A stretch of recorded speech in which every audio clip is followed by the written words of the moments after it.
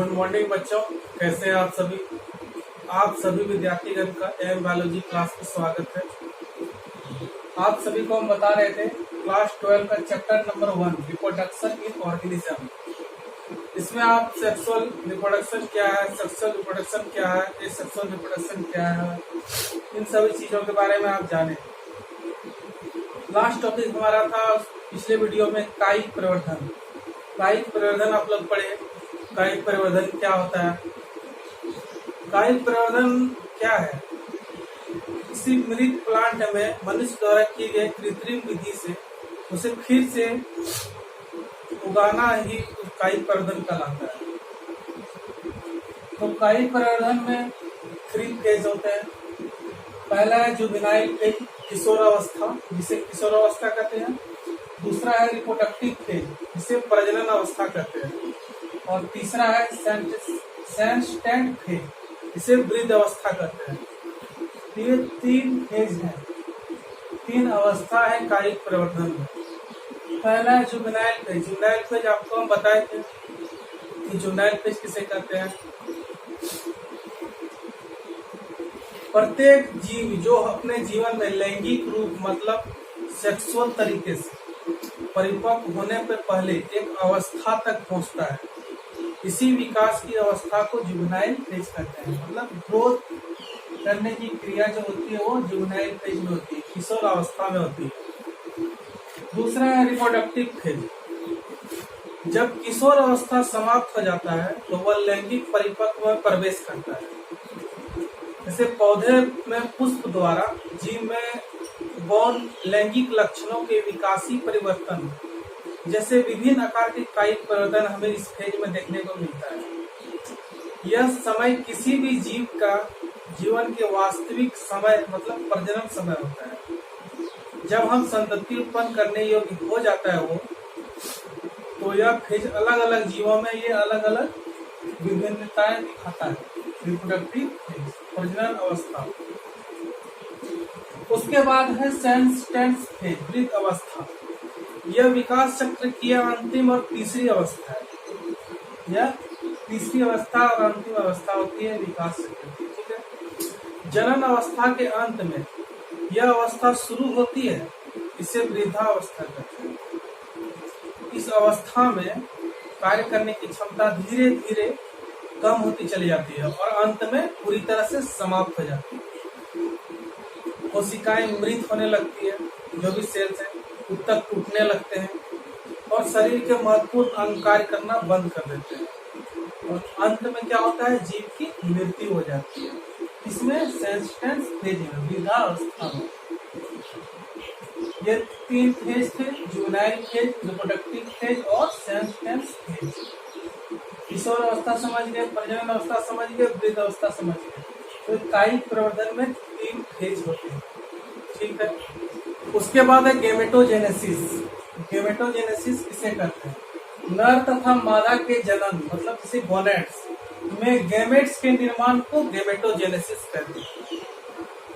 Gametogenesis मतलब युग्मक जन्म, युग्मक की बनने की क्रिया गेमेटोजेनेसिस कहलाती है। युग्मकों के निर्माण के दौरान अर्धसूत्री विभाजन होता है तथा अगुणित युग्मक इसमें बनते हैं।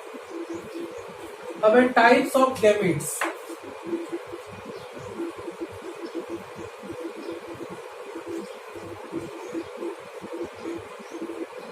टाइप्स ऑफ गैमेट्स, ये 2 टाइप के होते हैं।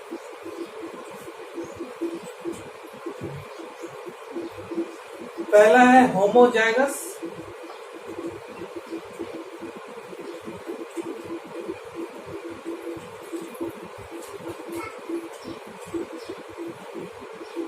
और दूसरा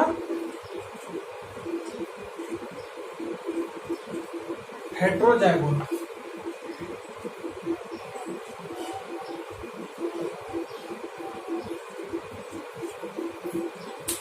गैमेट्स कितने प्रकार के? 2 टाइप के, होमोजाइगस और दूसरा हेट्रोजाइगोट। होमोजाइगस क्या होता है? जिसे युग्मक कहते हैं। होमोजाइगस को जिसे हम लोग युग्मक कह सकते हैं।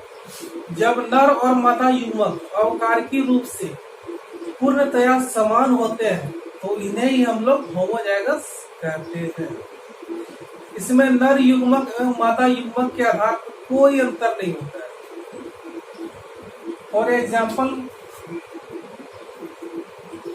शैवाल,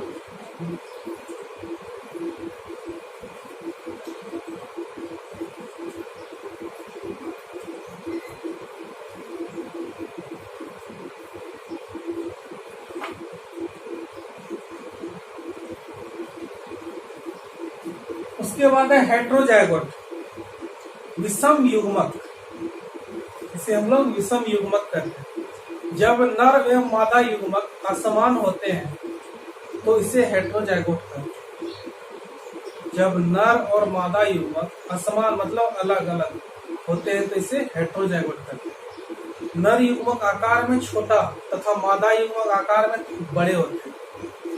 नर युग्मक को शुक्राणु जिसे हम लोग स्पर्म और मादा युग्मक के अंडाणु को जिसे हम लोग ओवम कहते हैं। तरह बताए थे युग्मकों का परिवहन। नर तथा मादा युग्मकों का कायिक रूप से एक दूसरे के नजदीक पहुंचने की क्रिया को युग्मकों का परिवहन कहते हैं। ज्यादातर नर युग्मक गतिशील होते हैं तथा मादा युग्मक थोड़े अचल होते हैं। कुछ शैवाल में नर तथा मादा युग्मक दोनों गतिशील होते हैं। कुछ शैवाल में नर तथा मादा युग्मक दोनों गतिशील होते हैं। निवेचन की क्रिया में जो निवेचन की क्रिया होती है उसमें युग्मकों के परिवहन में जलीय माध्यम की आवश्यकता बहुत ज्यादा होती है। कुछ पादप हैं जैसे bryophyta, pteridophyta,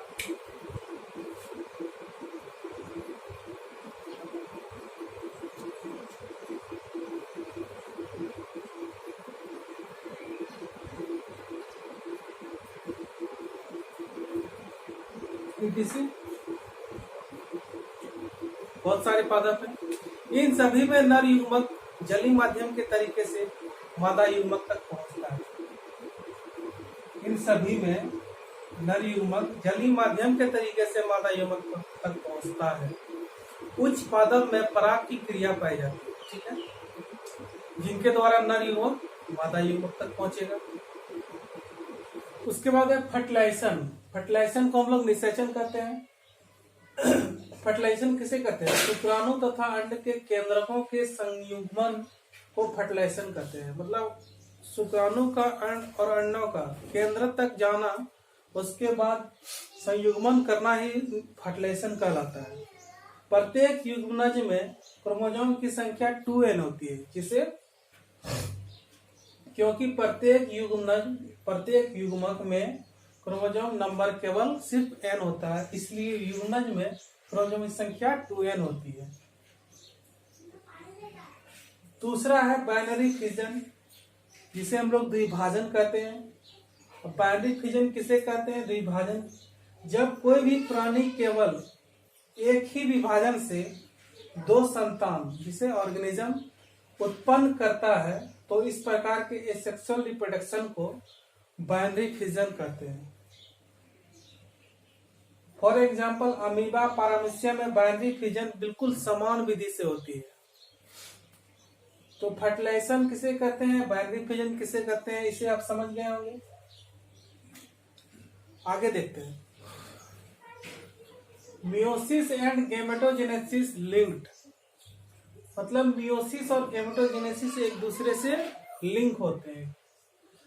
meiosis is process that occurs during gametogenesis. Gametogenesis refers to the process of how gametes are formed. Meiosis is necessary for the formation of gametes. Hence, both the process are said to be interlinked. मतलब meiosis और gametogenesis एक दूसरे से क्यों link है? Meiosis बहुत जरूरी है फॉर्मेशन गैमेट्स के लिए, गैमेट्स के निर्माण के लिए मियोसिस का होना बहुत जरूरी है। और गेमेटोजेनेसिस रिफेरेंस करती है इनके ग्रोथ को, इसीलिए बोथ द प्रोसेस, इसीलिए दोनों का इंटरलिंक्ड होना बहुत जरूरी है। ये दोनों एक दूसरे से जुड़े हुए हैं, मियोसिस और गेमेटोजेनेसिस। उसके बाद है जूस्पोर एंड जायगोट में डिफरेंस। जूस्पोर और जायगोट, इसे चल बीजाणु कहते हैं, इसे युग्मनज कहते हैं। जूस्पोर अलैंगिक जनन के साथ शामिल होता है, जबकि जायगोट सेक्सुअल रिप्रोडक्शन में शामिल होता है। जूस्पोर सामान्य पौधों जैसे शैवाल, फफूंद, इटिसी और भी बहुत से उसमें होते हैं, और जायगोट जटिल जीव में होते हैं। ये जनक शरीर से सूक्ष्मदर्शी संरचना में बनते हैं या नर और मादा युग्मक के संलयन के परिणाम स्वरूप बनते हैं। देखिए जूस्पोर का फिगर देखिए, शैवाल के एक जूस्पोर है ये शैवाल के एक जूस्पोर, और ये जायगोट का एक कोशिका।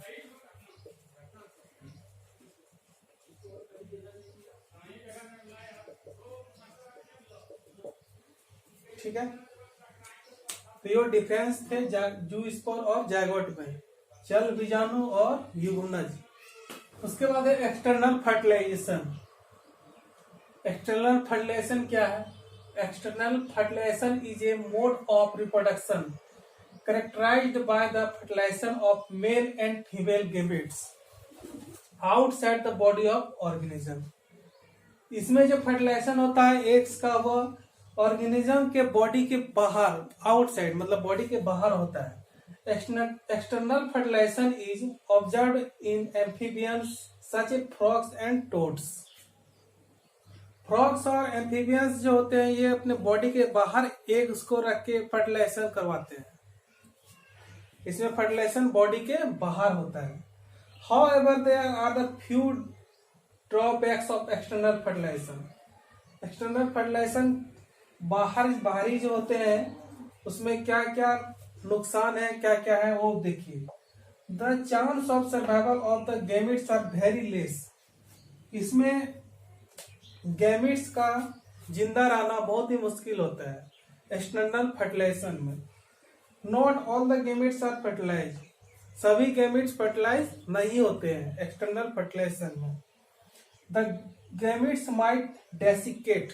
गैमेट्स धीरे धीरे सूख जाते हैं और कुछ नष्ट हो जाते हैं, और कुछ दूसरे जीव द्वारा उसे नष्ट भी कर दिए जाते हैं। तो एक्सटर्नल फर्टिलाइजेशन में गैमेट्स का फर्टिलाइजेशन ज्यादातर कम ही हो पाता है। तो ये था एक्सटर्नल फर्टिलाइजेशन। उसके बाद है सेक्सुअल रिप्रोडक्शन इन प्लांट्स। पौधों में लैंगिक जनन।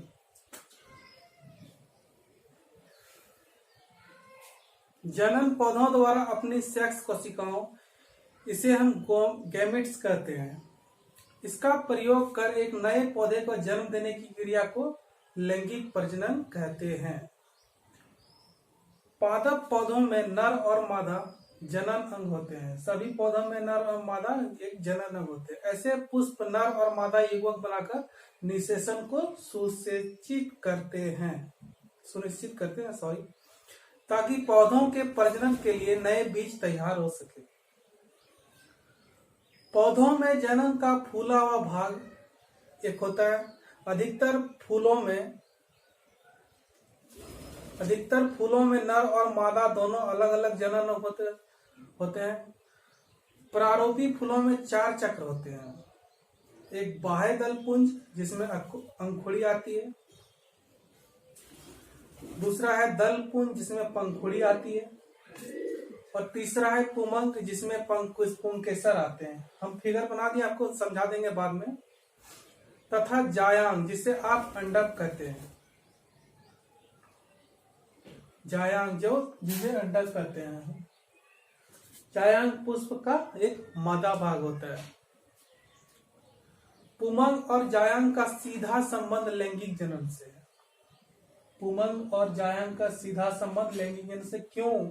पुमंग पुष्प का नर भाग होता है और जायांग पौधों का मादा भाग होता है। प्रत्येक पुंकेसर में परागकोश होते हैं। ये परागकोश के भीतर परागन होते हैं जो पराग थैलों में स्थित नर युग्मक होते हैं।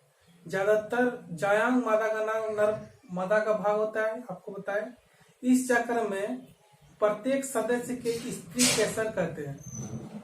प्रत्येक स्त्री केसर में 3 भाग होते हैं।